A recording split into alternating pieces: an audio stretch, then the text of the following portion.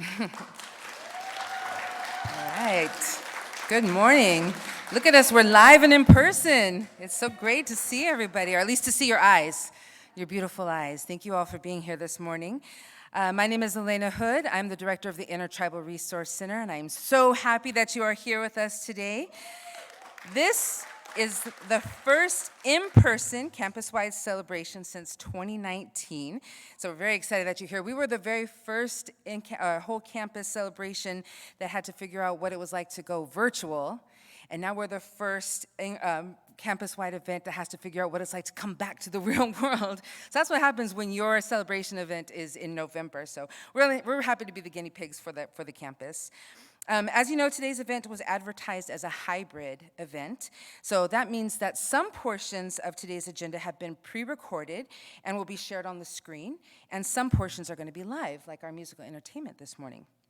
So the event as a whole is being recorded and will be shared on multiple social media platforms for you to enjoy over and over again and share with your friends who couldn't be here with us today. We were prepared to pivot to a virtual event had it been deemed necessary, but we're here in person because you've all gotten the green thumb and we've all agreed to keep each other safe, wearing our masks, so that we can come together in person. So thank you very much. A couple of quick things before we get started. I also want to take a quick moment to draw attention to our new NAHM, Native American Heritage Month logo that was designed by a Native artist, Nico Narvaez. We asked for a design that could be used as a brand, something that was Native inspired but not a stereotype, something that was eye-catching but not obnoxious, something that was obviously Indian, but not tribally specific. So we had a lot of demands. We were very picky. And Nico delivered. He did an amazing job, and I just want to thank him and publicly acknowledge him here today. So that's thanks to Nico Narvaez. Also, real quick, another thank you to those who registered early for today's event. As advertised, our first registrants received a gift bag today with a few goodies, including a chia flour brownie that was made from a traditional California Indian ingredients prepared by a California Indian-owned business called the Cafe Ohlone. They've also received a salve, where's my salve? A salve from the Medicinal Plant Project, which is a fundraising project from the Rincon Youth Storytellers. Their products are locally sourced and handpicked from the Rincon and neighboring reservations. At the end of our event today, we will share QR codes to both Cafe Ohlone and the Medicinal Plant Project so that if you're interested in supporting either or both of these groups or receiving these goodies for yourself, you can do that. So with that said, I now have the pleasure to introduce one of our native Tritons, Ivan Rajan, who will open our event and UC San Diego's Native American Heritage Month with good thoughts, words, and intentions. Ivan is Navajo, Indian, and Oneida from Albuquerque, New Mexico. He is a fourth-year PhD student in bioengineering with a research focus on the interfaces between biological and engineered information processing systems, something he can explain to you much better than I can. Please welcome and thank Ivan Rajan for being here with us today.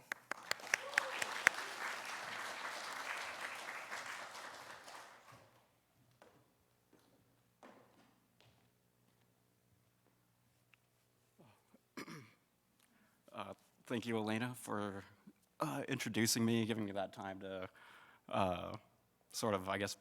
prepare myself for this opportunity to share a few words and introduce this event. So I'd like to introduce myself in Navajo for you all. That's my native language. Ya'at'e she'e Ivan Rajan yineshye, kia ani nishle, do East Indian bashashin, ado che de gai e dashache, do Surya vanshi e dashanale. So that's sort of like a way that we introduce ourselves is rooted to our mothers. So it's a matrilineal society, so every clan that we introduce is rooted to a grandmother. So Kiani, for instance, that's my mother's line. That's kind of studying biology here, it's kind of interesting to note how the mitochondria is inherited through the X chromosomes and through our mothers. And so I basically said my mother's clan, then I said my father's mother's clan, my mother's father's mother's clan, and then my father's mother's clan. So it's sort of a very complicated system at some level, but it's something we've all gotten accustomed to. And yeah, I just want to thank you all for being here. This month means a lot to myself, and I'm sure other Indigenous folks, and just your eyes, your minds, your ears, your senses, consuming all of this is just lovely, and I hope that you derive some enjoyment today. And I think we're in for a treat, because I did a bit of research on sort of the people that are highlighted today, and so Callie Reyes is a boxer, so I mean that's something, like that's a real fighter. Like we're all gonna share that spirit energy. And Paul Cannon, a Kumeyaay musician, another amazing thing. That's generations of this native land, and yeah, I apologize for being so nervous, but it's just, yeah, really just I feel blessed to have this opportunity to speak to you all, and I hope you all enjoy the rest of the event.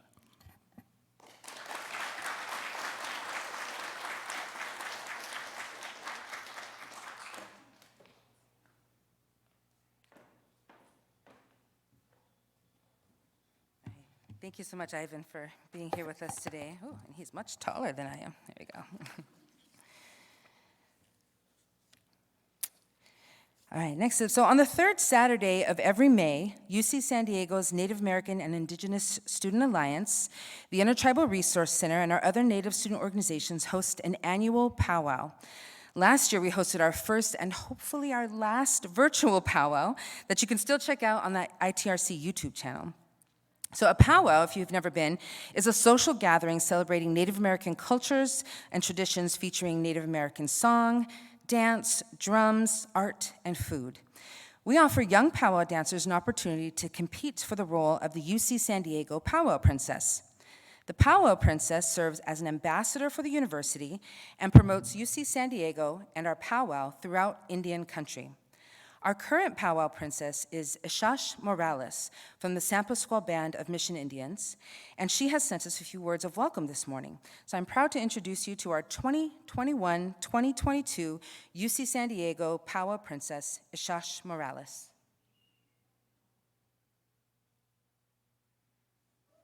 Hauka, Asash Morales Yunechuhi San Pasqual Kapai. Hello and welcome. My name is Asash Morales, and I'm from the San Pasqual Band of Mission Indians. I am so proud to be your 2021-2022 Miss UCSD Powwow Princess, and I'm here today to welcome you to the start of our Native American Heritage Month celebrations. I'd like to start by first sharing the Kumeyaay Land Acknowledgement. According to the UC San Diego Intertribal Resource Center, the land acknowledgement is to recognize that the enjoyment of these lands has come at the expense of the forced removal and displacement of the Kumeyaay tribe and people. Although a land acknowledgement does not change history, it is a great way to start recognizing, honoring, and thanking those who were here before us. The UC San Diego community holds great respect for the land and the original people of the area where our campus is located. The university was built on the unceded territory of the Kumeyaay Nation. Today, the Kumeyaay people continue to maintain their political sovereignty and cultural traditions as vital members of the San Diego community. We acknowledge their tremendous contributions to our region and thank them for their stewardship. Thank you. It's important to think about ways we can move beyond land acknowledgements, and luckily, the month of November gives us so many opportunities to do so. We invite you to join us at some great events we have coming up here at UCSD. You can check out some great lectures, a play, a film screening, a culture and language table, and so much more. There are also a lot of local events happening around honoring Native American Heritage Month, so we hope to see you out in the community as well. And of course, as Native people, we celebrate our cultures all year round. So mark your calendars now for May 21st, 2022 for our annual UC San Diego Powwow. Thank you again for joining us today for the start of our celebrations for Native American Heritage Month. We hope to see you soon. Thank you, and Iyeyakan. All right, that was our powwow princess, Ishash Morales. Everything about that video was perfect. She's super cute. The only thing is mark your calendar for May 22nd, not the 21st. That's when our powwow is. Next up, Chancellor Pradeep Khosla is going to provide a few words to acknowledge our Native American Heritage Month as well. Hello, I'm Pradeep Khosla, Chancellor of UC San Diego. It gives me great pleasure to welcome you to our 15th annual Native American Heritage Month celebration. Each November, we recognize the achievements and contributions of Native American people and tribes. We celebrate their rich cultures, traditions, and histories. We support Native American students, faculty, and staff, and we honor our local tribal communities. This year, our series of events includes lectures, performances, workshops, and film screenings. I invite our entire Triton community to attend any and all of these events throughout the month. Many events spotlight UC San Diego faculty and staff, such as Professor Andrew Jolivet. Professor Jolivet is the Department Chair of Ethnic Studies and the founding director of the Native American and Indigenous Studies minor at UC San Diego. He will present We Are the Medicine, HIV/AIDS, Radical Love, and Thrivent Circuitry at the School of Medicine on November 10th. This lecture came about through a collaboration between the School of Medicine, the Office of Diversity and Community Partnerships, and the Association of Native American Medical Students. Partnerships and collaborations such as this are at the core of UC San Diego's spirit. We actively strive to bring forward diverse perspectives and ideas. We work to be inclusive in our decision-making processes, and we view challenges and opportunities together through a lens of equity. These actions strengthen our community. They help us to continuously improve ourselves, our goals, and our processes. And we do this to create an environment where everyone feels valued and everyone can learn, grow, and thrive. Today's keynote speaker is Kaylee Reyes. Ms. Reyes is a professional boxer from the Cherokee, Nipmuc, and Seekonk Wampanoag tribes. An outspoken advocate for Native American rights, Kaylee uses her platform to bring awareness to the missing and murdered Indigenous women and girls movement. I know we will learn a great deal from her today. After our conversation with Kaylee, singer-songwriter Paul Cannon will treat us to a special concert. Paul is a member of the musical group Iron Sage Wood and hails from the San Pasqual Band at the Kumeyaay Nation. His performance is sure to set the stage for a great Native American Heritage Month celebration.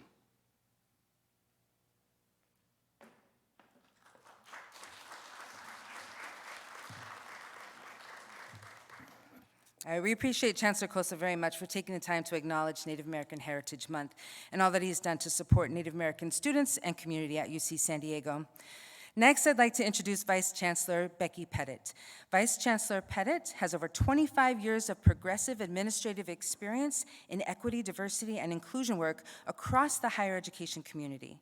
She is a nationally recognized consultant specializing in equity and diversity in higher education, organizational learning, and organizational change. Her influence extends across the academic sphere and well beyond. Please welcome Vice Chancellor Becky Pettit.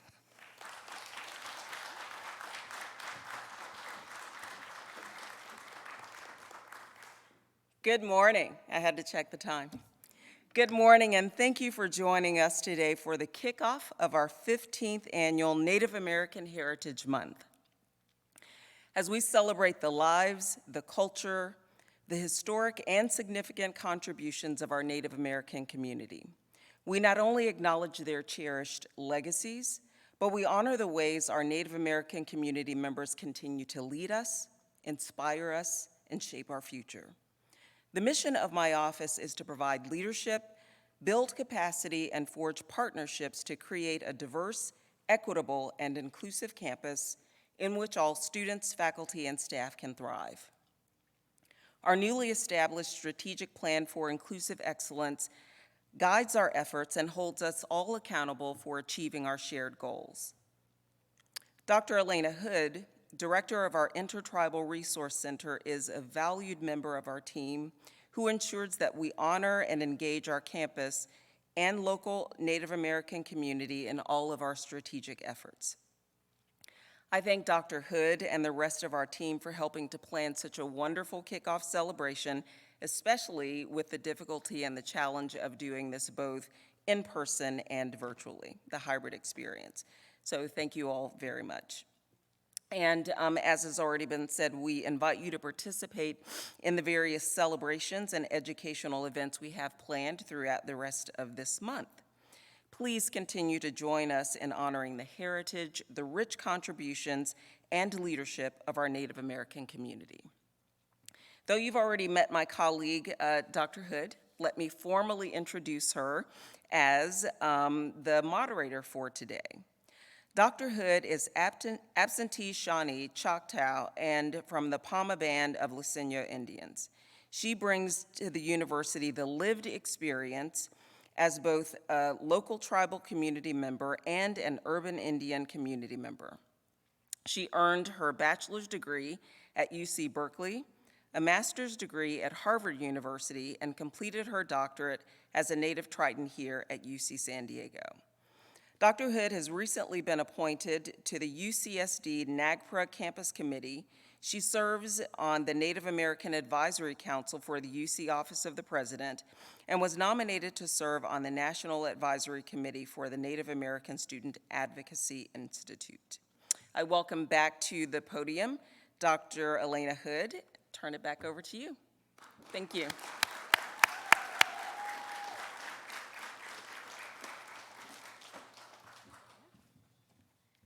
All right, thank you very much, Vice Chancellor Pettit.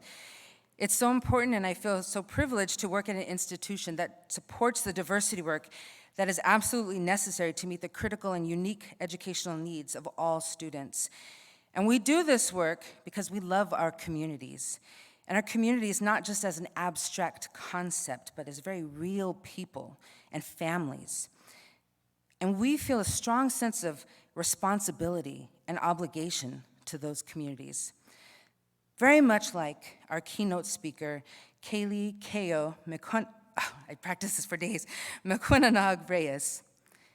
Kaylee Reyes, who you will meet shortly in the video presentation she has prepared for us, is the very first Native American female world champion boxer. Kaylee is Native American and Cape Verdean, a descendant from the Cherokee, Nipmuc, and Seekonk Wampanoag tribes. Kaylee is not only a professional boxer, she is also a human rights activist who uses her platform to bring awareness to the missing and murdered Indigenous women and girls movement and the impact of the Indian boarding schools and residential schools in Indian communities. She's also an actor, a mentor, a motivational speaker, and a strong, outspoken advocate for Native American rights. She has an incredible story of resilience, purpose, and empowerment. And I'm honored to share her words of encouragement and hope with you today. Please welcome Kaylee Reyes. Cha wuni kisuk ni tampog, natasuis Mequinnanog, Nutamaz Seekonk Wampanoag, Nutamaz Nipmuc, Cherokee, Nutamaz Cape Verde Islands, Natai, Providence, Rhode Island. Hello, greetings, and good day. I am Kaylee Keo Mequinnanog Reese. My given name, Mequinnanog, means many feathers or many talents. I am from the Seekonk or Sukikonket Wampanoag tribe, with lineage to the Nipmuc and Cherokee tribes, as well as from the Cape Verde Islands.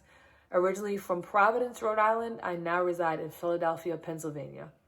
I am the reigning IBO, WBA Super Lightweight World Boxing Champion, as well as your former WBC, UBF, and IBA Middleweight World Boxing Champion.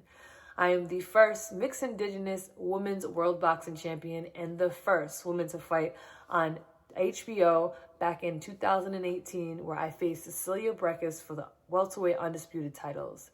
I want to say to Butney Katabachas, thank you so much, and happy Native American Heritage Month. I am so honored to be able to share my story and my journey with you today. Now, before I get into anything boxing, I kind of want to revert back to the Cape Verde Island thing. I know as soon as you heard Cape Verde Islands, you probably picked up your phone and Googled where Cape Verde Islands are. Now, predominantly, a lot of people don't know outside of New England, i.e. Massachusetts, Rhode Island, Connecticut, New Hampshire, Vermont, what Cape Verdean is. Geographically, it is located on the west coast of Africa, and it's about a cluster of about 5 islands. And it was originally used as a slave port between Portugal, Spain, South America. etc. And fast forward all the way to today, we are a striving people, basically based off of the New England area. I also want to give you guys a little bit of history about my Wampanoag or Sikanke or Sukikonket Wampanoag lineage. Now, originally we were called the Pokanokets, and Wampanoag means people of the first light, which was renamed so that the English settlers could identify who was Wampanoag versus Narragansett and Pequot. We needed to be identifiable to them. Now, the Wampanoag Nation is made up of about 8 to 9 different clans or bands or tribes. We had a great leader by the name of Massasoit Osamiquin. Now, Massasoit is just another word for great leader or sachem or chief. Osamiquin had a fierce Payanisi warrior, which Payanisi is just basically a war chief by the name of Anawan. Now, Anawan married Massasoit's sister, and that's where I am a direct lineage and connected to, from a great warrior, Anawan. Now, after the King Philip War in 1676, Anawan was given land in the Seekonk, Massachusetts, Rehoboth, Dartmouth area. So that's where my people and my tribe is from. Now, the Wampanoag Nation comes from what we call a first contact tribe. Pequot, Narragansetts, Wampanoags, Nipmunks, Mohegan, Massachusetts, Shinnecock, and any tribe that you can identify along the northeast coast. We're all from what we call first contact tribes, meaning we made first contacts with the settlers. After the King Philip War, which was meant to get rid of all the Wampanoag people and basically just end a race, we went into hiding. We went into survival mode, and as time went by from generation to generation, as you can imagine, our culture and our heritage was lost. And I am a very proud Wampanoag woman who was able to practice culture, heritage, and speak our language out loud. I can remember stories of my great-grandmother, my grandmother, who weren't allowed to say they were Indian. It was something bad. And the generational trauma and the generational genocide that we have running through our brain, our genes in our veins is so real. And I'm very proud to be a first generation Wamp woman from my family to be able to practice our ceremony. Now, I come from a single parent household where my mother is Wampanoag, she is Nipmunk, she is Cherokee, as well as Cape Verdean. And my father is Cape Verdean and indigenous as well. I just don't really know the background as far as what tribe or what people he's from. Didn't really know much history. I am one of 5 kids, and I have 2 older brothers and 2 older sisters. And we came from a crazy bond and a very musically inclined family. My mother is a singer. My father was a musician and a singer. My brothers sing, they rap. I wanted to do everything my big brothers did. We didn't come from a huge boxing background. I'm actually the only one who actually ended up boxing, but we came from a very expressive artsy background and family nonetheless. My mom is now currently the medicine woman of our tribe, and we are still relearning our languages, our culture, our heritage. I don't say learning because I believe that my spirit and my soul recognizes these words in the things that we speak. I was very sporty as a kid. My mom used to try to put me in dresses, and I used to be climbing the trees somewhere. But we always were involved in the culture, whether it was from crafts to singing to learning the language. The Seekonk tribe got reestablished in the early 90s, and now we are a growing, flourishing tribe today. There are many, many different clans and bands and families of the Wampanoag people, especially, like I said, after we had to disperse after the King Philip War. So weekends were filled with powwows, dance crafts. My mom would have a singing group, and powwows or powwows are basically just a gathering of our people singing, dancing, eating food. If you ever have a chance to go to a local powwow around your indigenous community, grab an Indian taco. I'm telling you, you'll thank me later. You're welcome. It will change your life. So powwows was a regular thing when I grew up. Now, my mother and father got divorced at a very young age. So my father was in and out, and I was just basically left with my mom and kind of that bumping head thing. I was a little town boy. My mom tried to put me in dresses. I'd go play with the boys. From a very young age, I struggled with a lot. i.e. sexual identity. Being a two-spirit, what we call in Native country, we identify as having both spirits, male and female, and be either attracted to the same sex or attracted, we are two-spirited. And when not all, but some indigenous communities honor that way of life. Now, my household, my mother is also a Christian, so you can imagine how confusing that was for me.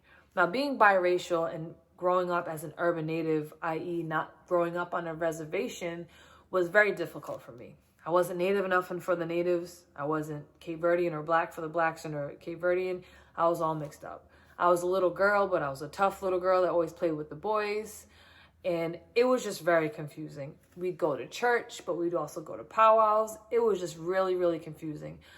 I started off as a young age thinking that everything was my fault. My father left because it was my fault. My mom's sad because it's my fault. I get bullied and made fun of and called Pocahontas and Squanto and Tonto and all the other names that you could imagine. It's my fault. So at a very young age, I had this warrior type of attitude and this, I have to fight for recognition, for love, for acceptance from a very young age. Really aggressive as far as playing sports. I got into boxing because I needed another outlet. Now, just to give you guys some little statistics, Native American people are more likely to face suicide, depression, addiction due to that genetic genocide I was speaking about. To give you guys a few statistics, in 2019, suicide is the second leading cause of death in Native Americans, 20% higher than other ethnicities. Native American females ages 15 to 19, death rate 5 times higher than other ethnicities. So as a young kid, I didn't really understand what that genetic genocide and what that theme, that depressing theme was that has gotten passed on from generation to generation. Trauma is transferable, whether it's Native trauma, whatever kind of trauma, even when mothers are pregnant with babies. If they go through trauma, a lot of times it's passed down. So I'm here to break that cycle. You know, when I got around the age of 10, 11 years old, because of the different things I was struggling with, I started smoking weed. It was the thing to do around the neighborhood I grew up in. My neighborhood wasn't terrible, but it wasn't the best. And around the age of 12, I was raped and taken advantage of by a kid that I thought I trusted that was in the neighborhood.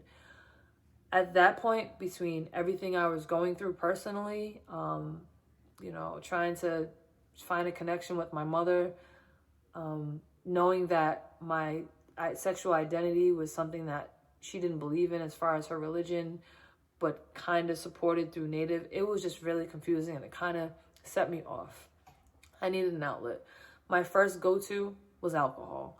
And unfortunately, in Native communities, alcohol is one of those things, and alcohol or drugs are one of those things that, as a people that has gotten so suppressed for so long, tend to go to try to numb the pain. So between the neighborhood I grew up in and was growing up in and what I now know as genetics genocide is what I went to first.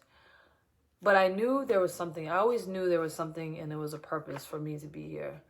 I first got involved in boxing from a friend of my mom's. His name is Domingo Tall Dog. He's from the Narragansett tribe, and he's also a wampum jewelry maker. Now, wampum is what you see here, and here was our first form of currency. Wampum is made from a quahog shell or clam shell, and if you look inside a quahog shell, you'll see this beautiful purple and white design. Now, the more purple it was, the more valuable it was.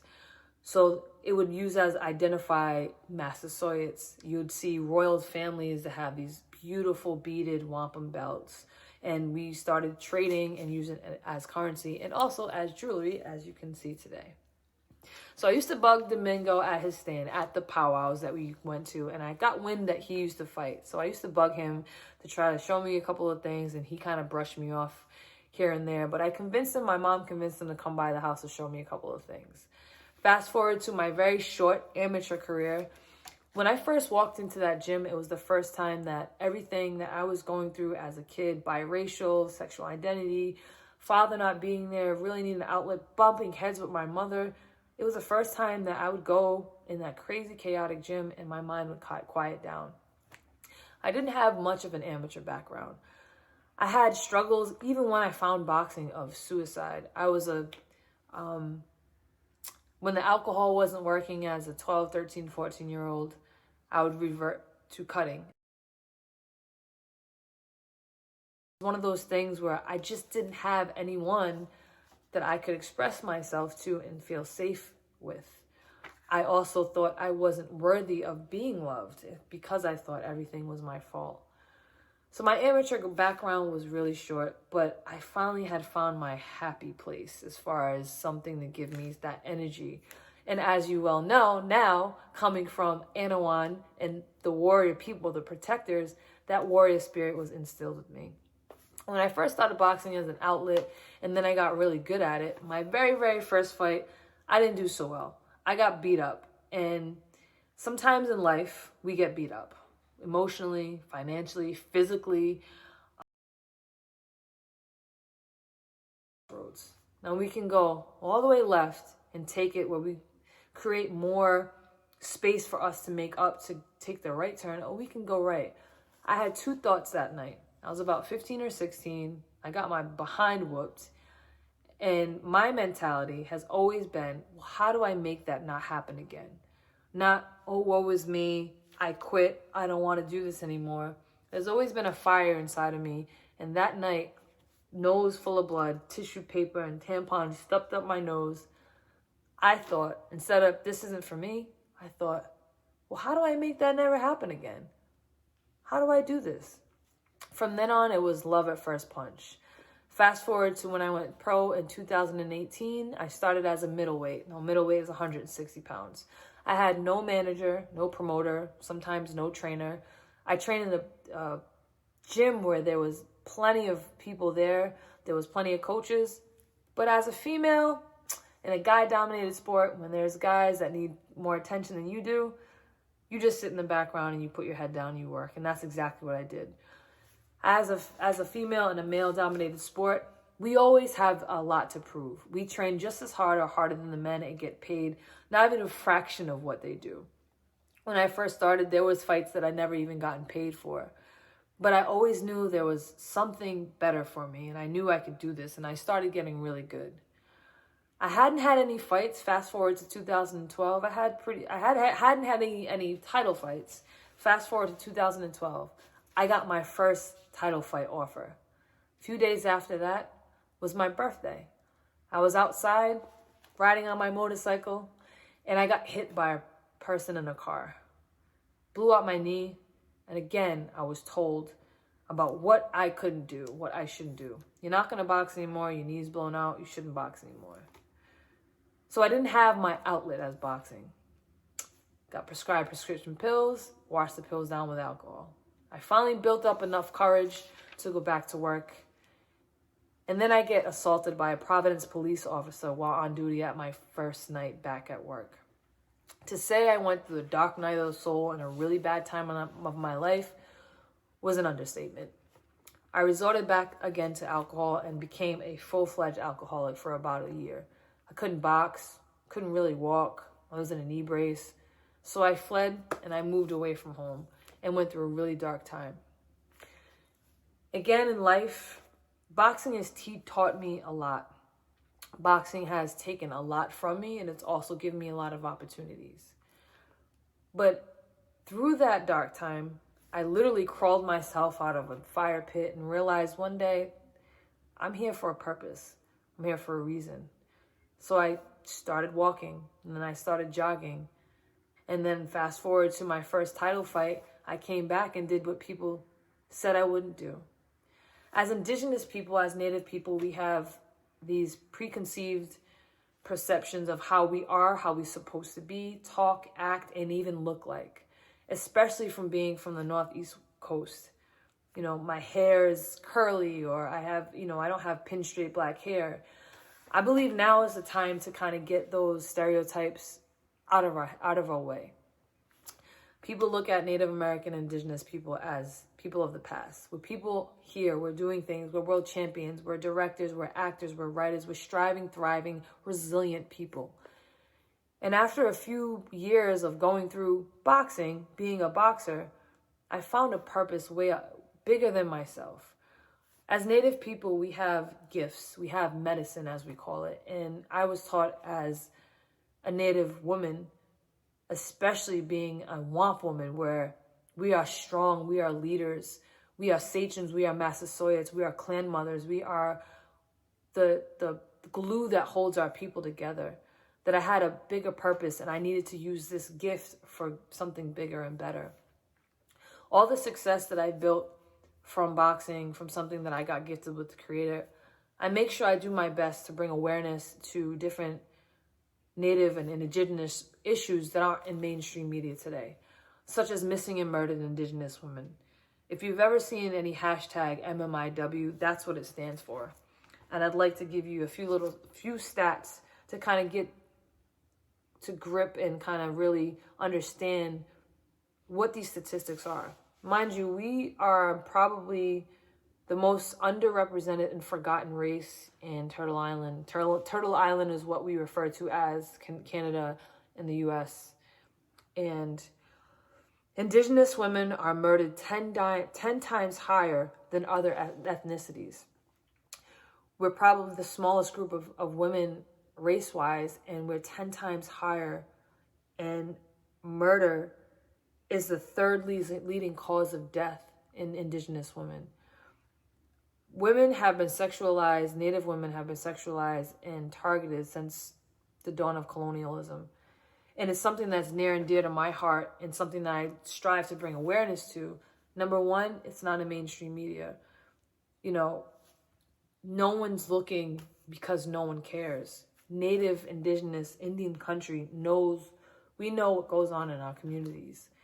And if I have a voice for the voiceless and I fight for a purpose and to bring that energy and those prayers up, then I'm going to do it. I believe awareness is the first step to change. It might motivate and drive somebody to make a change. And also, being a mixed indigenous woman, to be able to be an athlete, you don't see that. People ask me, well, why do you fight, Kay? Why boxing? It's something that I can do to show that child, that young adult, that kid that used to be me, have representation for a face that looks like this. I can be relatable. And I would give up every belt I've ever won, every check I've ever got, to keep getting those emails or that glimpse of hope that I see in my people's eyes when they see me doing things. It's a reminder that we are fierce and resilient people. It's a reminder of everybody else that we are still here with everything that was done to us. The residential school system, targeting our people, stealing away our people, drilling through our sacred lands with oil drills and pipelines, having foster care systems that don't honor what we're supposed to be doing as far as law, not honoring treaties. The list go on, and these are just forms of modern day genocide. We are still here and we're still thriving. Those residential schools were a way to kill the Indian, save the man, and they were designed to get rid of a people who were the original and are the original people of this land. And to be a mixed indigenous woman, to sit here in front of you and be very proud and know where I come from, means so much to me. So I will continue to use my platform and my voice for the voiceless, to remember and not forget all of our missing mothers, daughters, aunties, uncles, little boys, little girls. And it's time for us to get a little angry. It's time for us to stop being so sad, because we have justified anger. And our anger doesn't mean to be violence, but it's just the driving force to take action. So I'll always bring awareness to everything and anything that's going on to oppress our people and my people. Fast forward to today, another form of art that I've gotten into recently was writing and being an actress. Now, storytelling is one of those things that has been part of my everyday and just part of Indigenous and Native culture, where we just pass down stories. Telling our stories is healing. And today we have movies, and I was honored with the opportunity to help write and star in my first movie called Catch the Fair One, and it's loosely based around missing and murdered Indigenous women. It's not in any way, shape, or form an answer to a problem and an epidemic that's been plaguing our people since the dawn of colonialism. It's just another way for me to bring awareness. And I'm very honored to be able to tell this story, a very necessary story, that our women are sacred, our people are sacred, and we will remain resilient. A lot of people also ask me, especially a lot of you sitting in the audience today, well, how can I help? By you sitting in this event and just educating yourself is a first step. Knowing what Indigenous land that you occupy, whether it's at work or at home, is another step. Having these conversations about missing and murdered Indigenous women, about Line 3 or all the pipelines being drilled through these sacred lands and contaminating not only water, it's not a Native problem, it's an everyone problem. Having accountability for these residential institutions and these schools, for all these young children that are being uncovered in unmarked graves recently, and telling the real story and the real history of what this country is built on. That's how you can be an ally. If you're into politics, there might be some legislation in your town or your area that may motivate an act or a law due to jurisdiction. There's so many ways that you can help. But I want to say thank you for starting here, for recognizing Native American Heritage Month. Our great warrior chief, Anawan, used to say, Ayutash, which meant stand strong before each battle. So I encourage you guys to Ayutash, stand strong. To all my Indigenous Native people watching, you are so special, and I fight for you. You are supposed to be here. You are worthy of so much love and success. Know that I'm here with you. I'm in your corner, and we will stand strong, and we ain't going nowhere. So to Butney, thank you so much for listening to my story. I love each and every one of y'all. I love to say, if somebody hasn't smiled at you today, I'm smiling at you. And if somebody hasn't told you that they loved you today, kuamanush. I love y'all, and we're in this together, and I want to thank you from the bottom of my heart. Autash. Akine.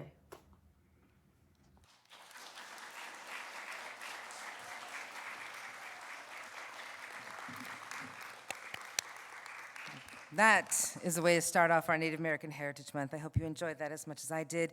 We are sending so much gratitude to Kaylee for sharing her story with us and being a powerful voice in Indian country, especially for Native women and children.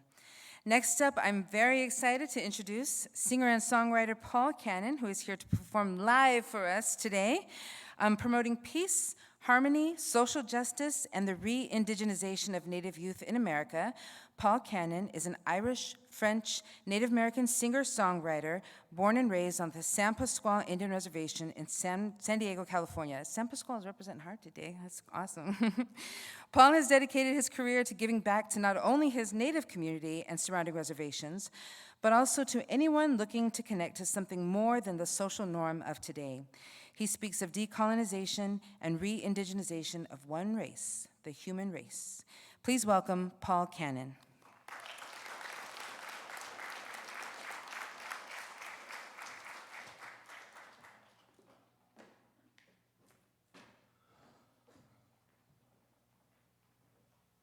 Okay. Look at that goatee, though, huh? Those are some old pictures. I love it.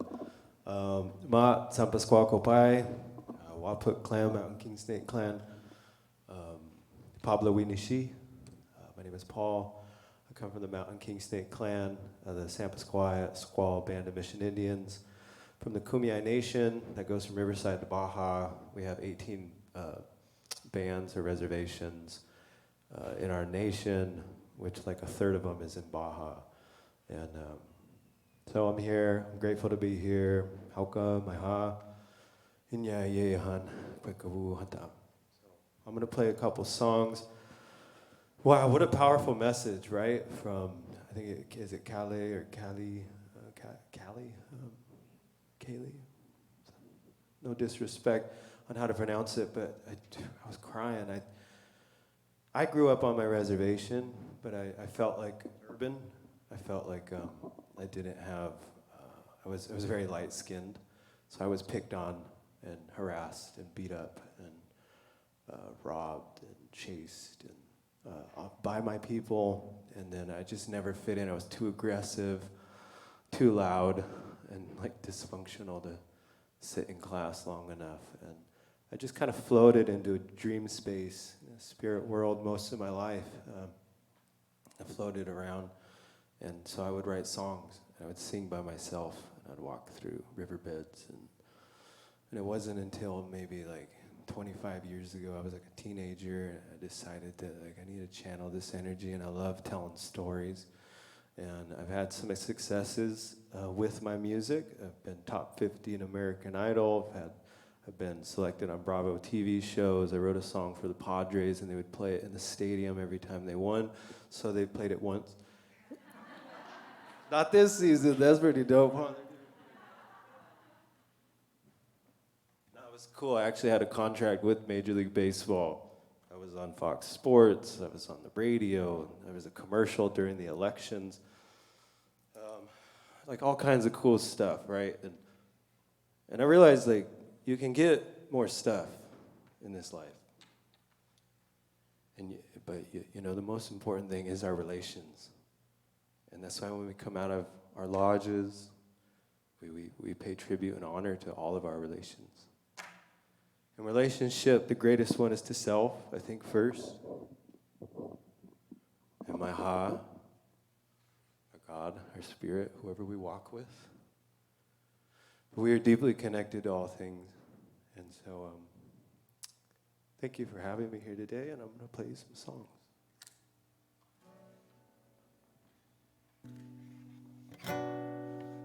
So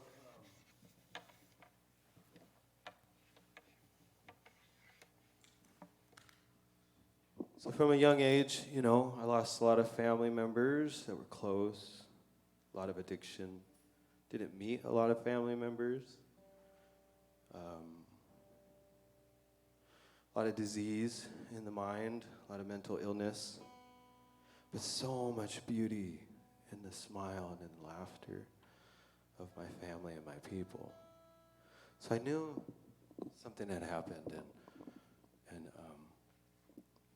somewhere down the road, and so a lot of these songs were like discovery and what was or wasn't before me. And whatever is today is out of my control, but I can sing. I can say something. I take my voice very serious. I take stories very, very serious. I think they're very powerful. I can open up someone's heart in a matter of seconds with a song, but if you talk to me, we'll have to probably sit all night and talk on Instagram. That was a joke. Anybody know what Instagram is? So yeah, I can be confusing. My humor's kind of dry, but I am funny. So tell your friends. So I was watching all these things in the news, and I started, getting unsettled inside. And I mean, some of the stuff we see in this world, the death of one cycle and then the beginning of another. Like, this is life, but sometimes when it's so close to home, it doesn't feel that good. Or when you see people getting mistreated, and there's mass burials around missions, and there's women missing, and there's children in cages right across the border. Like, what are we doing? Who's saying something? Are we saying something? I can't hear anybody. And we're all saying something, and I love that message because she's saying, like, do something, get back up. We're gonna get knocked out by life. I mean, if you go into life, if you don't ever get knocked out, I don't know, I'm not gonna say you're not living, but I think that's what life wants. It wants to humble you, to show you both all sides of the spectrum. The song's called Love Your Life. Well, there's a fire in the sky, lost to the eyes of the American children, high and compromised with blood on pavement, oil in the water, there's poison in the air food, and the soil getting harder. Well, baby, going hungry, mama going missing. The earth has been speaking. Well, maybe we should listen. With baby against evil, church and politician, but we are all equal, just living in division. I'm gonna love this life. Hold each other tight, love, love. Choose love and life, love, life. I'm gonna love this life, love. Gonna love it right, love, love. Gonna choose love my mama tight. Choose love and life. I'm from a native reservation. I'm a symptom of our system. Controlled segregation and medicated victims with sacred intuition, neglected by invention. I'm using oral tradition as suicide prevention. So I turned from the steeple, stood on the corner. There's power in my people, and death before the sauna with lack of intervention. Diluted observations, pollution's never mentioned in white collar conversations, but I'm gonna love this life. Choose love, mama time. Choose love and life. I'm gonna love this life. Love this life. Even if all I do is fight, I know something's gonna go right.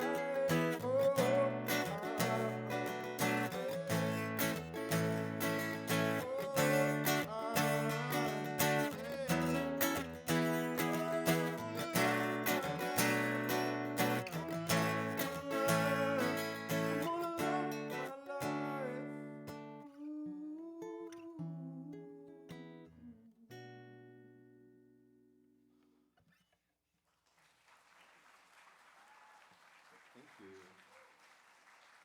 Would you mind handing me that piece of paper right there?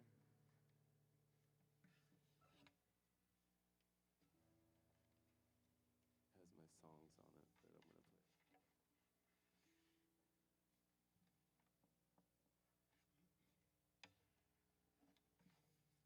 This is my favorite song. I was going to save it for last, but I'm going to play it right now. This is my brother at 10 years old. He had a liver transplant. He came home a drug addict. And he didn't know if he was going to live. We didn't know if he was going to live. And 20 years later, when I was having my child, he said, Paul, I don't want to live anymore. I'm just going to drink myself to death. I don't know what to do. And I just sat there and cried, and I walked in my room, and I had just had life. I just had a baby. And I just closed my eyes, like the tears blinded me, and I went into this deep meditative state, and I saw a meadow, and something says, I'll be there for you. I was like, cool, like, I don't see anybody. All I see is trees, all I see is grass, streams, all I see is birds, all I see is emptiness. I don't see a God, I don't see a statue, I don't see an organization. And in that moment I realized everything was saying, I'll be there for you. Like, I am you. I'm your relationship. And just like that river moving to the ocean, we'll keep moving forward.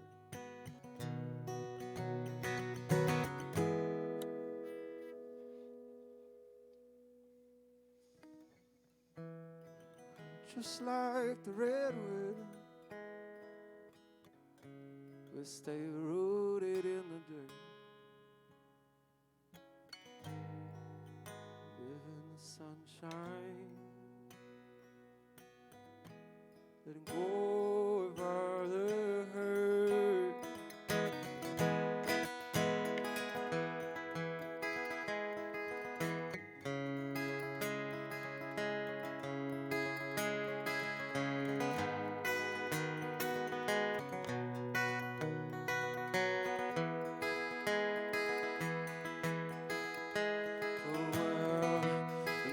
Just like that eagle, I'll always stick around. And you are my equal. So I'm out of key. I'm gonna start over. I messed up on my song. Is that all right? Can I start over on the song? Thank you. It's been a while, and when I get emotional, like I can't focus. So sorry.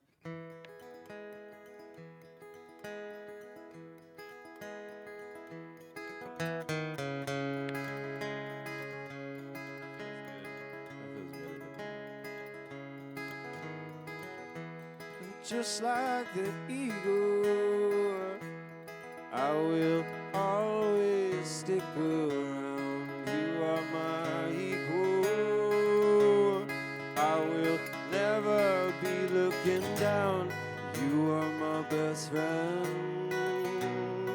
You are my divinity.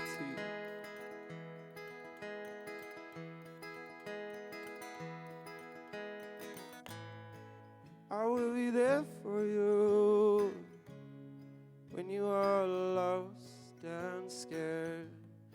I will be there for you when there is no one there.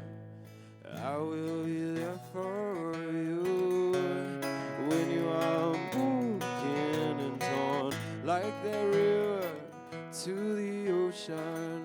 We'll keep moving forward. Forward, yes we will.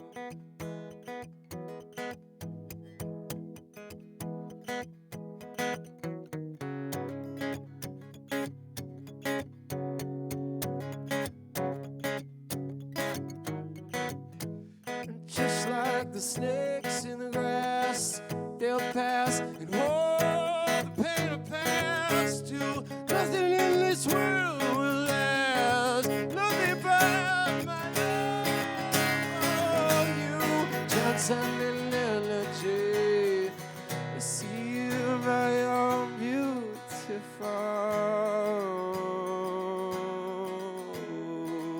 being. I will be there for you when you are lost and scared. And I will be there for you when no one there. I will be there for you. You are looking and talk to the ocean. We'll keep moving forward. Oh, forward. Oh, forward. Oh, forward. Oh,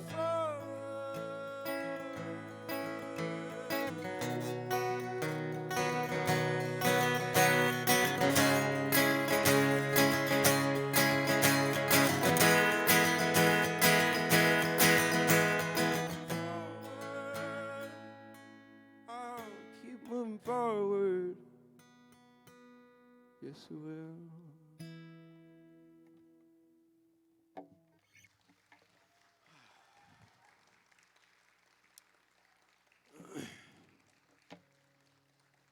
Ooh, thank you.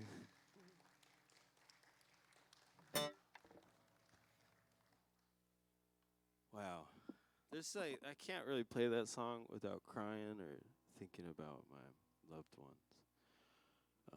Thinking about the loved ones, thinking about those cries, those cries out in life, those things that we have to process.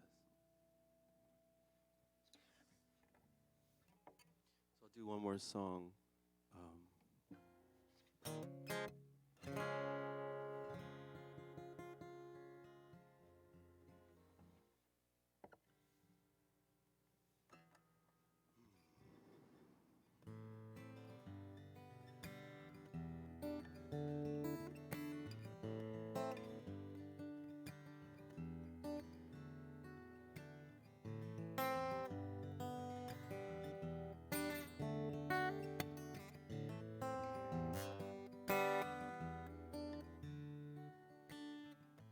The further that we go, it feels like the less we know.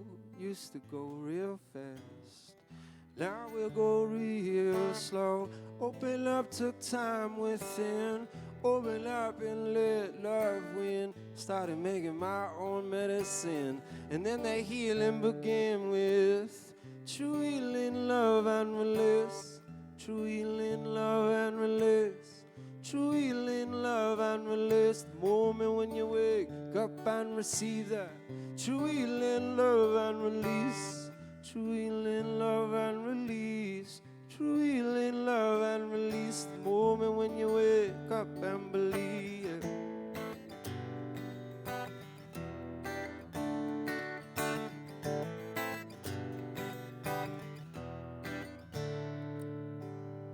If you're alone, just let go. When they slam the door, open up the window. Doesn't matter what happened before. Oh, you're brilliant, you're beautiful, and so much more. Oh, you're brilliant and beautiful, and so much more. 'Cause we are warriors.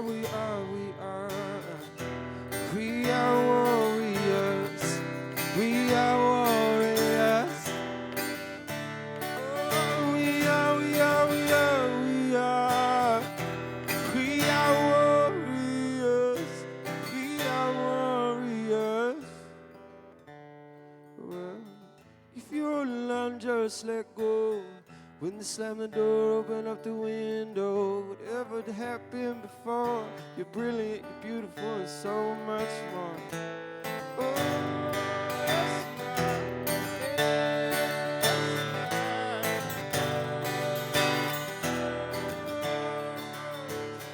true healing, love and release.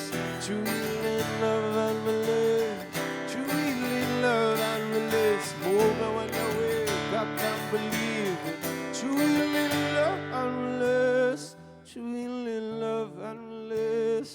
True healing, love and release. The moment when you wake up and believe. You are. You're a warrior, an ancient warrior. And we are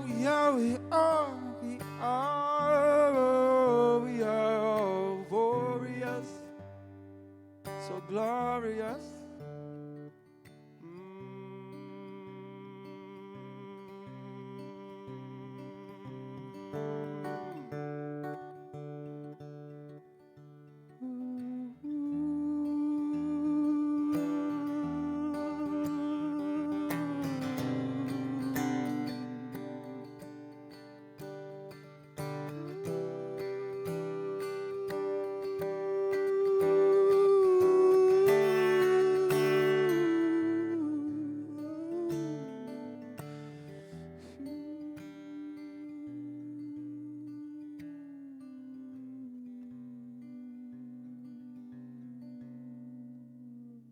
Thank you guys for letting me sing for you. And yeah, hon.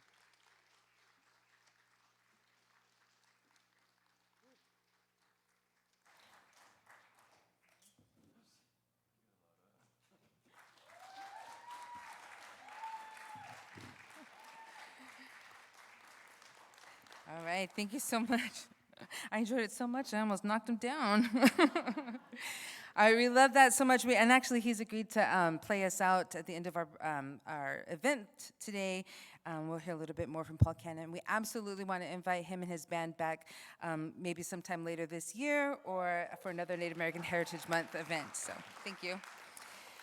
Next up, we're excited to continue a new tradition recognizing our native Tritons at UC San Diego. We want to highlight some of our students who have been seen as role models and who demonstrate leadership commitment to the Native American community. We have so many Native Triton leaders, so many talented Native Tritons at UC San Diego. This year, we're celebrating 2 of our graduating Native Tritons. First, Anthony Hurtado is Luceño Antonio Otam. He is a graduating 4th-year student at Roosevelt College, majoring in public health. He's been a co-chair for the Native American and Indigenous Student Alliance. He's a celebrated artist who has created art for Native American Heritage Month and several of our ITRC programs. And he is a leader in the local tribal community as a longtime member of the Rincon Storytellers, a member of Unity, and now working on important initiatives at the Indian Health Council. Our second honoree is Brenna Deasy. She is Navajo. She is a 4th-year student at Muir College and graduating with a major in psychology and human health. She has been an active member and leader in the Native American and Indigenous Student Alliance and has represented the student org as a representative at Spaces. She is always ready to volunteer for events like campus visits, serving on student panels, and meeting with future Native Tritons. She has played an integral role in the ongoing development of the Native American community on campus. Both students will be honored with an 8th Generation blanket.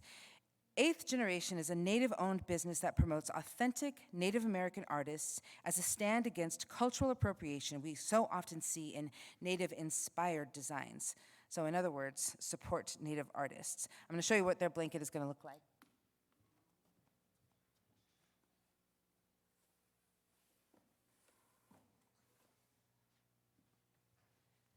This is the beautiful blanket that both of our honored students will be receiving today. Ooh, ah. One is still in the mail, which is why we only have one to show today, and I didn't want to put it over both of their shoulders because I didn't want to accidentally marry them today without their consent. So. But I wanted to show it off for you. So I wanted you to please welcome me, or don't welcome me, please join me in welcoming Anthony Hurtado and Brenna Deasy.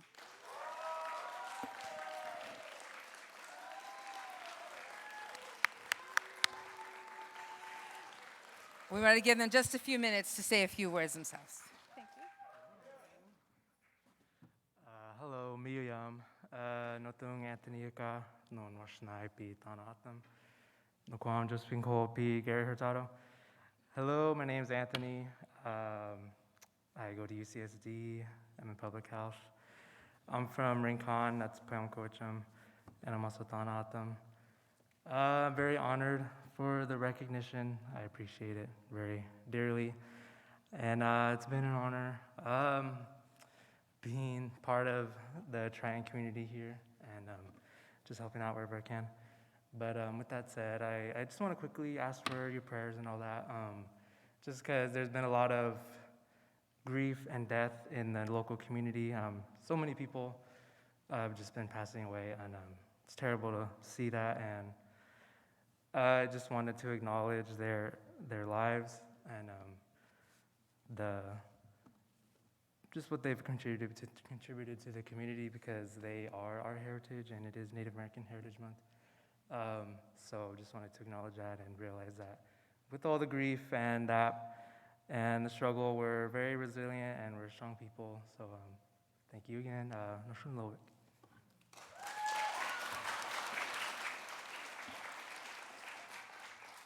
Hi everyone, my name's Brenna. I am a 4th year from Muir College and studying human health psychology. I'm so honored to have been thought of for this award. I'm so thankful for the Native community here. I've grown so much in my own identity and my just self, everything here. I'm so happy, and I'm just so happy to have been a part of this community. It's been such a huge portion of my life for the last 4 years, and I'm so happy and excited to see where it's going to grow in the future. Thank you.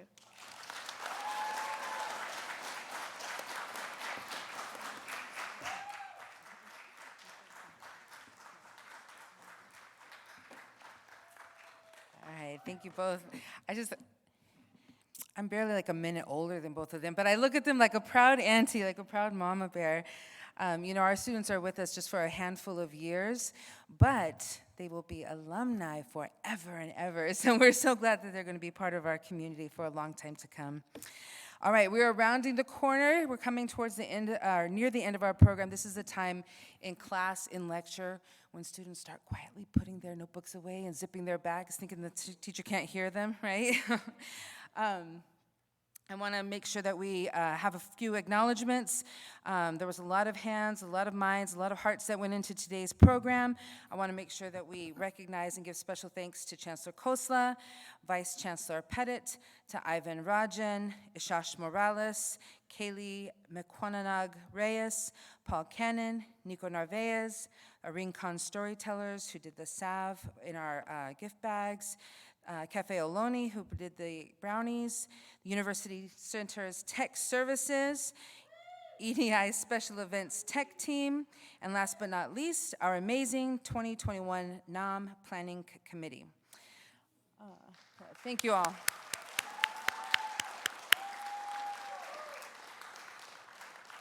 We are very pleased that you chose to spend the morning with us. We're all outside of our houses and we're all in public with people. That's really exciting.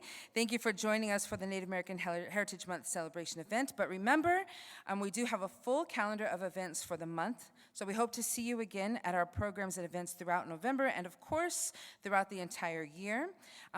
We invite you to come and visit us at our websites.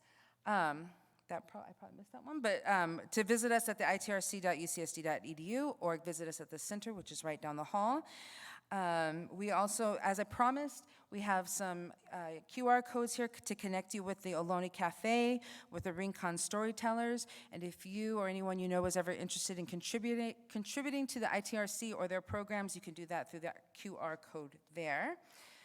Other than that, I'd like to take this last opportunity to again acknowledge our Native American Heritage Month Planning Committee and the incredible behind-the-scenes crew that made this event possible, and to you for getting your green thumbs and being good citizens and making sure that we all keep each other safe, and for being here with us today. We will see you at the 2022 UC San Diego Powwow on May 22nd. And with that, I want to say Noshun Lovik, which in Luiseño is the way that we say thank you. Noshun is a two-part word. Noshun refers to my heart, and Lovik is an action word that means is good or an act of being good. So when I say Noshun Lovik to say thank you, it means that my heart is good, that your presence, that your being here, that us being together makes my heart feel good. So Noshun Lovik for being here, and we'll see you later this month. And Izzy is waving something at me. Gift bags. If you didn't get your gift bag and you had a highlighted name of check-in, make sure that you check in with Izzy and receive your gift bag at the end. Is that what you were trying to tell me? Oh, there's extra gift bags, so if you want to check that out, feel free to go visit Izzy over there too. Thanks. All right, and I think Paul was going to play a few more songs for us. And other than that, we'll see you at the next program. Thank you so much. Have a great rest of your day.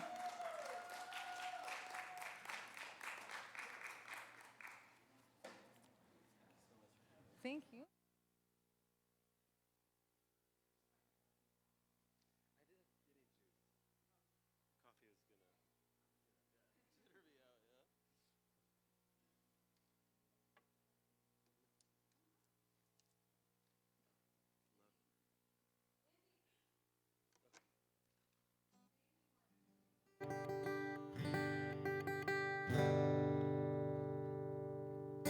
Got the best people?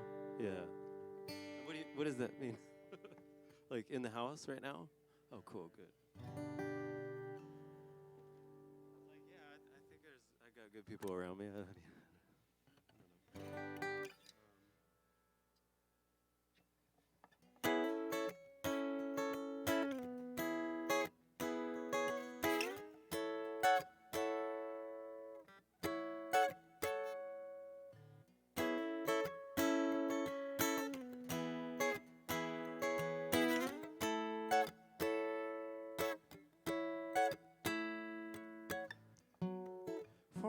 to the tree, from the land to the sea. They all tell our story. Inside you and me is the same energy from the whole universe throughout eternity. Well, get off your horse, put down your war paint. We don't have to fight for freedom. Well, your eyes, they tell the story of the universe in all of its glory. Your eyes, they tell the story of the whole universe in all of its glory.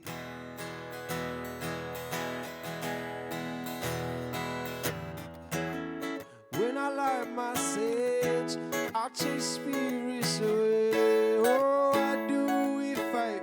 Lord knows we should pray for my creation through our division. Oh, wake this nation with these divisions. Put down your war paint and get off of your war horse. We don't have to fight for freedom. We don't have to fight the war.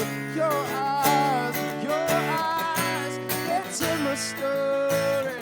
Out of all your mercy and all of His glory. Your eyes, they tell the story of the universe and all of His glory. Yeah.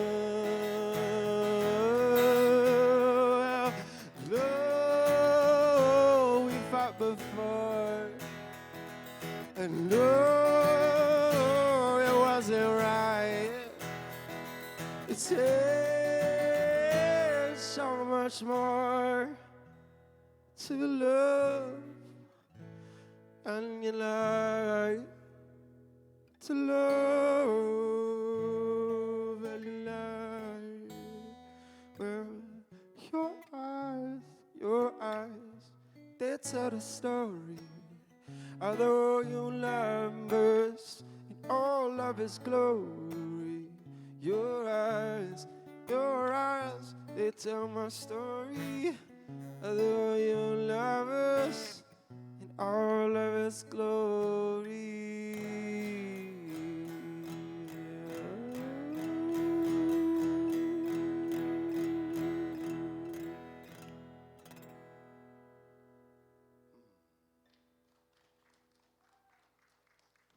Should I do one more, or are we all leaving?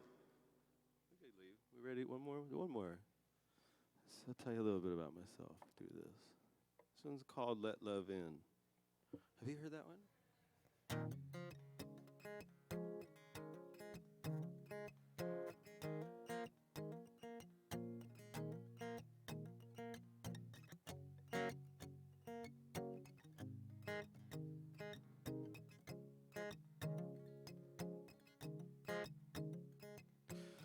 Grandpa was a rolling stone, rode away and never came home. Drank himself straight to death. Grandmama had nothing left. When one life ends, a new one begins.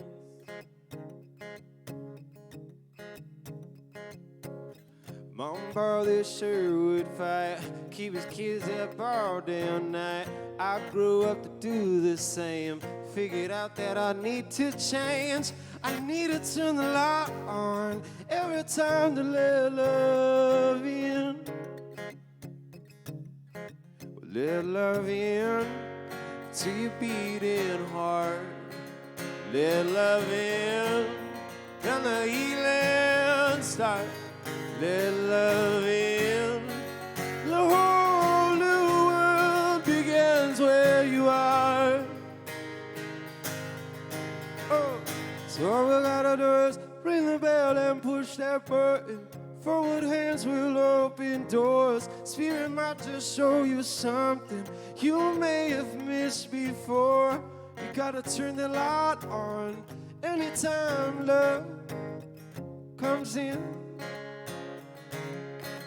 Let love in.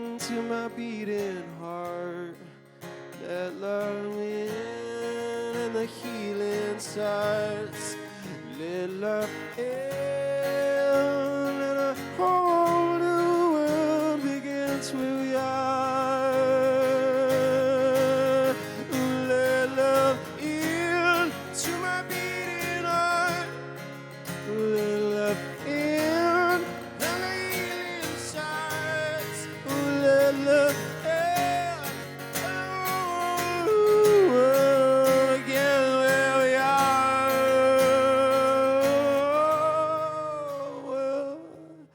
You could take a moment to get grounded within this time and space. Lord knows it could be a challenge. Transcend that negative space. But we can turn the light on, and it's time to let love in. Well, being grateful in this moment means living in the present tense. Life's a trip, just keeps going. This circle never ends. But we can turn the light on every time to let love in. Hey. Oh, oh, yeah, oh, I wanna dance with somebody. I wanna feel the heat with somebody. Oh, I wanna dance with somebody. Oh, somebody who loves me when the night has come.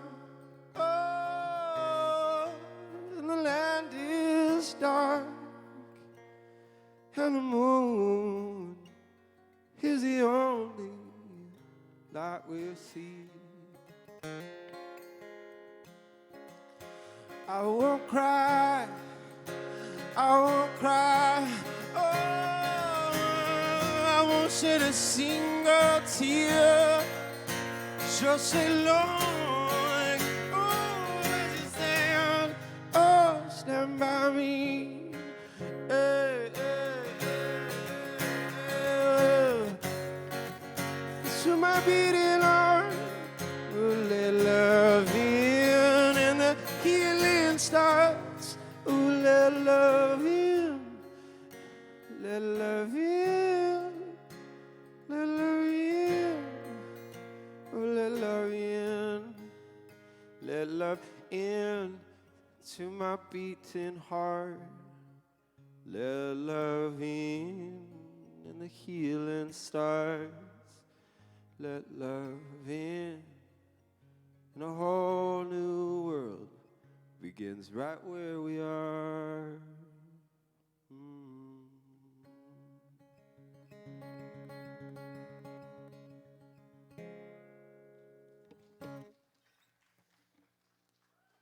You guys are sweet. Thank you for letting me play a couple more. Man, I should have did those ones to start.